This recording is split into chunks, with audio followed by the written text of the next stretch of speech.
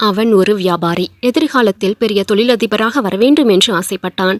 ஆனால் சரியாக திட்டமிட்டு செயல்படாததால் அவன் பெரிய நஷ்டத்தை சந்திக்க நேர்ந்தது.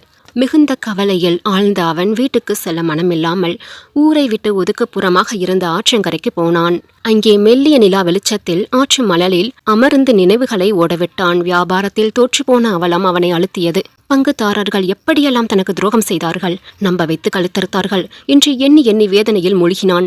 தொடர்ந்து எப்படி வியாபாரம் நடத்தப் போகின்றோம், குடும்பத்தை எப்படி நடத்தப் போகின்றோம் போன்ற எதிர்கால கவலைகள் வேறு ஒரு புறம் அவனை எழுந்து அடக்கின. இந்த சிந்தனையிலேயே அவன் வழக்கை அவனை அறியாமல் ஆற்று மணலை துளாவி கைக்கு தட்டுப்பட்ட சிறு சிறு கற்களை எடுத்து ஆற்றில் வீசிய வண்ணம் இருந்தது.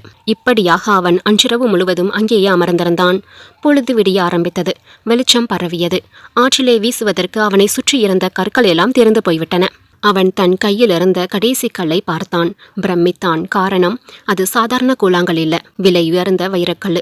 யாரோ கொள்ளைக்காரர்கள் தங்கள் கொள்ளையெடுத்து வந்த வைரக்கற்களையே ஆற்றங்கரையிலேயே தவறவிட்டு ஓடியிருக்கின்றார்கள். அவற்றைத்தான் அவன் இருட்டில் இன்னதென்று அறியாமல் எடுத்து வீசியிருக்கின்றான். ஒரு வகையில் பார்த்தால் நம்மில் பலர் அந்த வியாபாரி மாதிரிதான். கடந்த காலம் மற்றும் எதிர்கால நினைவுகள்ல மிதந்து கொண்டு நிகழ்காலம் என்கின்ற வைரக்கற்களை வீணடித்துக் கொண்டிருக்கின்றோம்.